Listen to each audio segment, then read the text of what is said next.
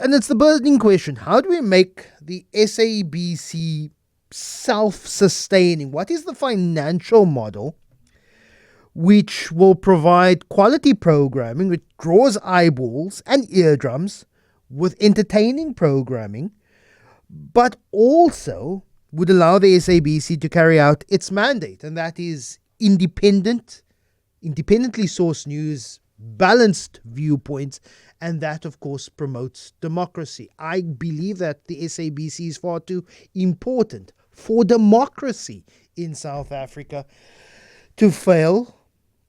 But the Minister of Communications, Solly Malatsi, has withdrawn the South African Broadcasting Corporation bill, referred to as the SABC bill, saying that it does not serve the long-term interests of the SABC or the South African public. And most importantly, the current version does not adequately address the most important element regarding the SABC's sustainability, a credible funding model that will steer the public broadcaster to success. Solly Malatsi joins me now, Minister of Communications. Firstly, let's start here. No more bailouts for the SABC. Is that current government policy? Good morning, Lester, and good morning to your viewers. Look, if you take the sentiment of what the finance minister said in the MTDPS last week, the language he used is tough love. What that tough love means, I think we'll be able to see much more clearly in February when he tables the budget.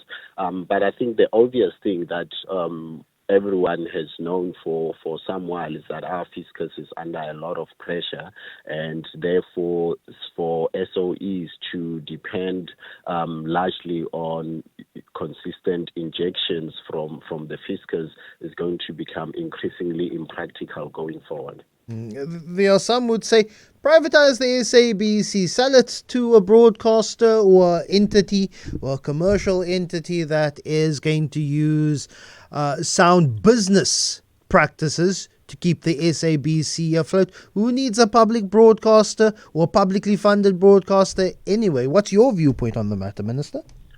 Well, I think a public broadcaster is very necessary, particularly for universal access, particularly for making sure that, we safeguard and entrench our democracy. The public broadcaster also has to be, properly resourced, and that properly resourced means that, there is some contribution that the state can make, but there is also some, support that it should be given in order for it to be financially sustainable, in order for it to be competitive in a highly evolving broadcast media space, and in a digitized era wherein also content is moving from traditional broadcasting sources into new innovations that are at play. I think the most important thing with the intervention we've made with the withdrawal of the bill was at the heart of any discussion about the future of the SABC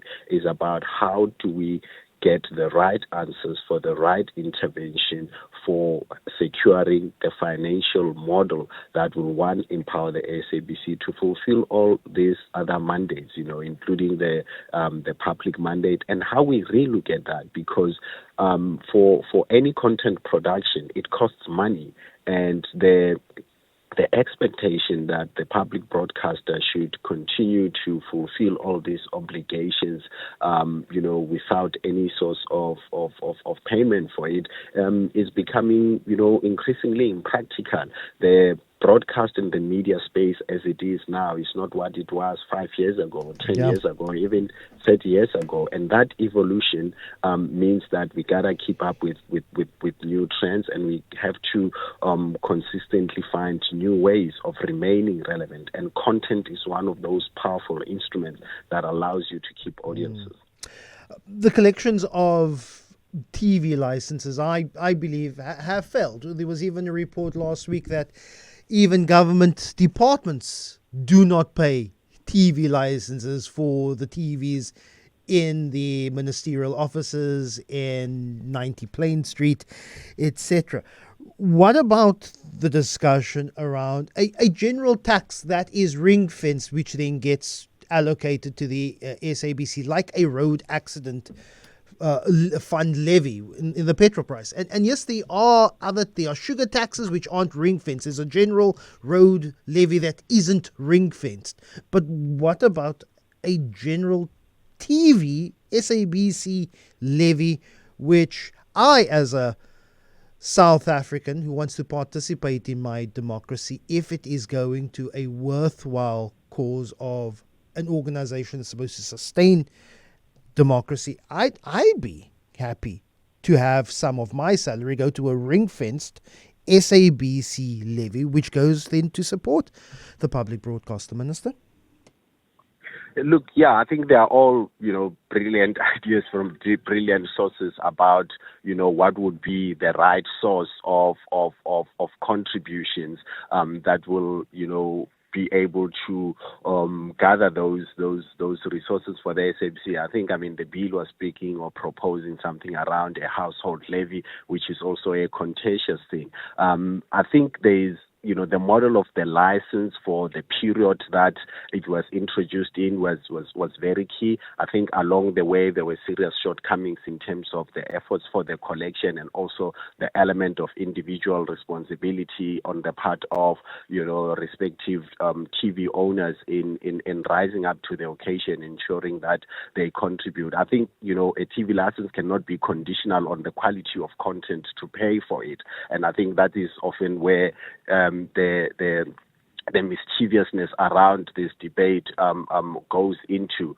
But I think the most important thing, Lester, is in all the considerations of the different potential revenue streams of financing for the SABC, it's gotta be in a manner that is sustainable. It's gotta be in a manner that secures its future, and it's gotta be in a manner that then empowers the SABC to be able to compete in the space, and most importantly, fulfill that public mandate. And perhaps also the conversation needs to confront the difficult choice that we make. That how do we expect the public broadcaster to fulfill the public mandate aspiration in this current context wherein it has very limited resources to be able to fulfill those? Because when you look in terms of the peak slots, for instance, those are the peak hour slots for competition for audiences, and we handicap the public broadcaster if the determination is that in those dedicated slots,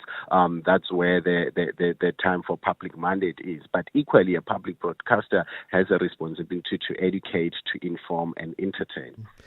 With a faint understanding of how scheduling happens and how the broadcast system happens and how commercial television and radio operates, my limited understanding of being in this industry, I also know that there are 5 million people in South Africa who solely rely on the SABC for news, information, and entertainment. These are people without a DSTV, without an internet connection. That's a captive market of 5 million people. And maybe it speaks to your question of how not only an SABC, a government regulation, but also how an advertiser capitalizes on 5 million households, which are active audience members, and that could be a model of commercially sustaining the public broadcaster. Solly?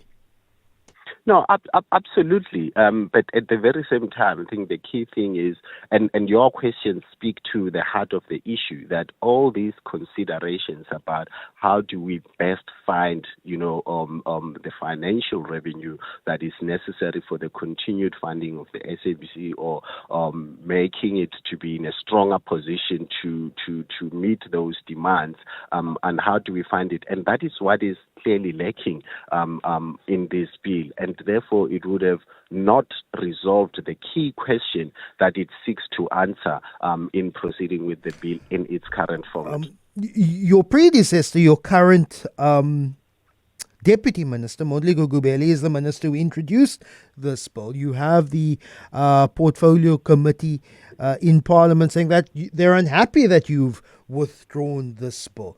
Is there enough time before the end of the financial year, end of February, to introduce a new bill to try and find a means of sustaining the SABC, Minister?